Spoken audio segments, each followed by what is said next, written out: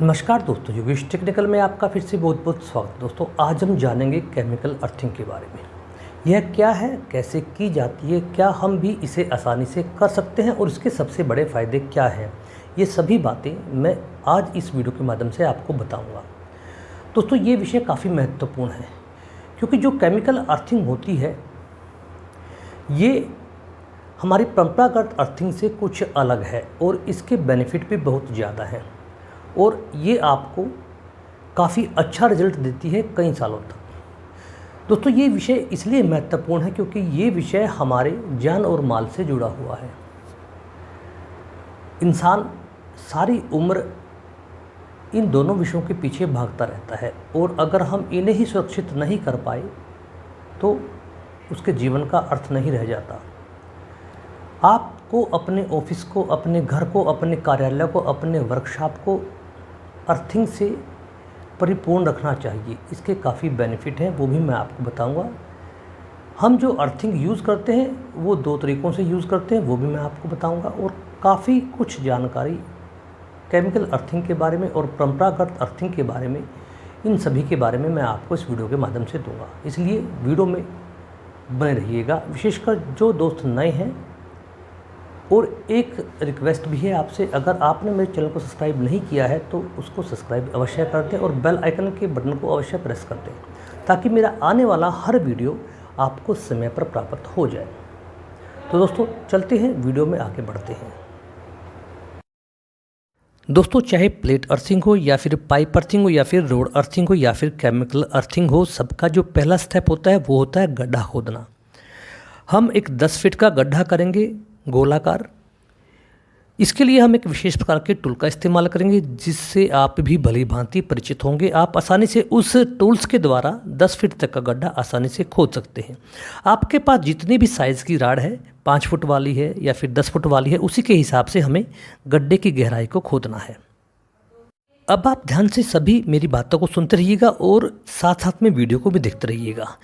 दोस्तों मनुष्य के शरीर पर एसी अथवा डीसी का प्रभाव इलेक्ट्रिक शॉक के रूप में होता है और हाथ या पैरों के नमयुक्त होने पर इस इलेक्ट्रिक शॉक अधिक प्रभावी हो जाता है। कम वोल्टेज पर डीसी की तुलना में एसी पर अधिक भयानक शॉक लगता है। अतः इलेक्ट्रिक तार के द्वारा भूमि के शून्य विभव यानी प्रतिरोध से किसी भी उपकरण को जोड़ा जाता है, चाहे हमारा एयर कंडीशनर हो चाहे जनरेटर हो, जिससे मनुष्य के जीवन में मशीनों को खराब होने से बचाया जा सकता है। ये वो इलेक्ट्रिक रोड है जो एक सिलेंडर रूमा पाइप के खोल में बंद है। ये कॉपर की और एल्युमिनियम की आपको मिल जाएगी।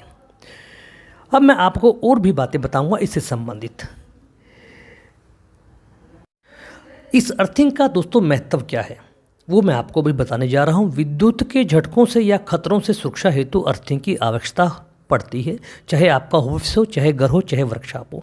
दोस्तों आजकल हम विभिन्न प्रकार के उपकरणों का इस्तेमाल करते हैं जो लगभग लोहे के आवरण से यानी उसकी बॉडी के द्वारा ही निर्मित होते हैं।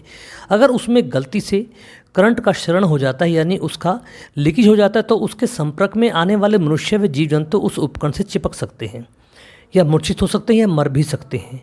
अभी आप जो ये कंपाउंड देख रहे हैं दोस्तों, ये बैकफिल है। इसको ही हम इस सिलेंडर रूमा रोड के चारों तरफ फिल करेंगे और यही वो सबसे मजबूत पदार्थ है जो इसकी गुणवत्ता को यानी केमिकल रोड की पावर को बढ़ाता है, वो भी मैं आपको बताऊंगा। यदि अर्थिंग से उपकरण जुड़ा होगा तो धारा शीघ्रता से पृथ्वी में गुजरने की कोशिश करेगी। यानी कि अगर हमारा उपकरण इस केमिकल रोड से जुड़ा होगा और मान लीजिए उसमें करंट आ जाता है तो वो करंट हमें ना लगकर सीधा इस रोड के द्वारा हमारी पृथ्वी में चला जाएगा। लेकिन सबसे बड़ा पेच यहाँ पर है, अगर अर्थिंग प्रॉपर होगी यानी कि उच्च क्वालिटी की होगी तो वो धारा तेज़ी से और जल्दी से गुजरेगी। अगर प्रॉपर अर्थिंग नहीं होगी, प्रतिरोध ज़्यादा होगा आपकी अर्थिंग का, तो हमें शॉक लगेगा, हमारी अर्थिंग का कोई फ़ायदा नहीं रह जाएगा। इसका एक और परिप्रेक्ष्य दोस्तों, मान लीजिए आपके घर में न्यूट्रल वीक है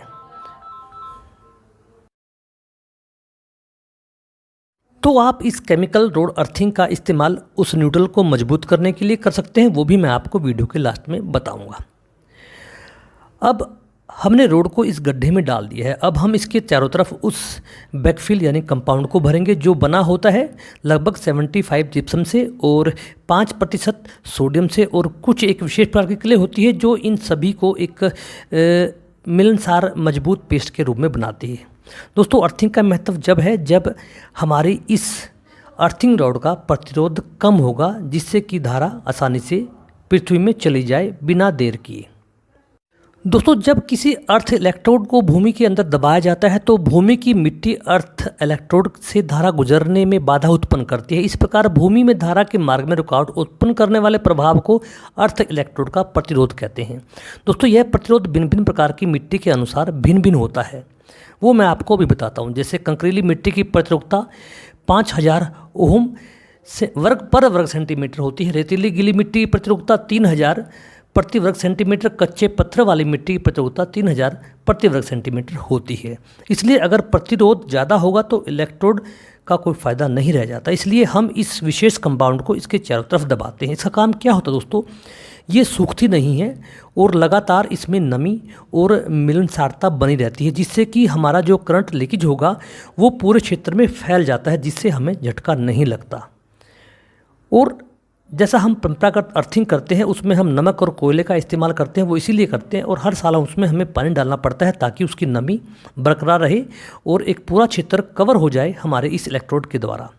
इसलिए हम इसमें ये कले इस्तेमाल करते हैं जो सूखती नहीं है और पथरीली इलाका हो या फिर कैसा ही इलाका हो उसमें इसमें नमी बरकरार रहती है और इसमें करंट प्रभावित होने के बाद पूरे क्षेत्र में वो जल्दी से चला जाता है और हमें करंट नहीं लगता। अब मैं आपको बताता हूं कि आप अर्थ प्रतिरोध को कम कैसे कर सकते हैं। दोस्तों इलेक्ट्रोड के चारों तरफ लगभग 1.5 मीटर तक की खुदाई करने से अर्थ प्रतिरोध को कम किया जा सकता है। इलेक्ट्रोड के चारों तरफ नमक और कोयले की नई परत चढ़ाएं, ये परंपरागत अर्थिंग के लिए है। केमिकल अर्थिंग में इसकी आवश्यकता नहीं होती। गर्मी के दिनों में हर सप्ताह नमक मिला पानी अर्थिंग में डालें, ये भी परंपरागत अर्थिंग के लिए है। इस केमिकल अर्थिंग में ऐसा कुछ नहीं करना पड़ता। अभी आप जो प्रोसीजर देख रहे हैं वही आपको सिर्फ करना है और सिर्फ अगर कोशिश करें तो आप गर्मी के दिनों में इसमें थोड़ा सा पानी डाल दें, इतना ही काफ़ी होता है। लेकिन जो ये कली है ये इसे सूखने नहीं देती। अब मैं आपको बताता हूँ कि आपको जब भी आप अपने घर पे अर्थिंग करवाते हैं तो आपका प्रतिरोध कम से कम कितना होना चाहिए, ताकि सुगमता से जो हमारा लीकेज करंट है वो इस इलेक्ट्रोड के माध्यम से हमारी पृथ्वी में चला जाए। दोस्तों करंट वहीं भागता है, उसी तरफ भागता है जहाँ का प्रतिरोध कम होता है। और जब मनुष्य को करंट लगता है, जैसे ही वो फाल्टी उपकरण को छुएगा वो एक माध्यम बन जाता है, उसके द्वारा वो करंट पृथ्वी में चला जाता है।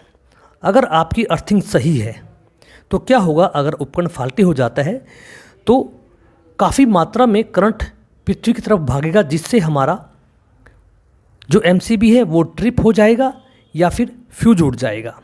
अब देखिए, अब इसका प्रतिरोध आप देखिए 10 ओम नज़र आ रहा है। आपका प्रतिरोध कम से कम 5 ओम होना चाहिए। इससे ऊपर का प्रतिरोध नुकसानदायक साबित हो सकता है। और अगर आप न्यूट्रल के तौर पर इसका इस्तेमाल करेंगे तो आप देखिए अभी भी आपको 235 वोल्टेज नज़र आ रही है, यानी कि आप न्यूट्रल के विकल्प के रूप में भी केमिकल अर्थिंग का इस्तेमाल कर सकते हैं दोस्तों। इसलिए केमिकल अर्थिंग एक बेस्ट ऑप्शन है उन सभी अर्थिंग से। इसमें खर्चा भी ज़्यादा नहीं आता। अगर आपका कोई इससे संबंधित क्वेश्चन या प्रश्न हो तो आप मेरे से पूछ सकते हैं, मैं आपको उसका जवाब देने की पूरी कोशिश करूंगा। वीडियो को लाइक और शेयर अवश्य कीजिएगा। धन्यवाद।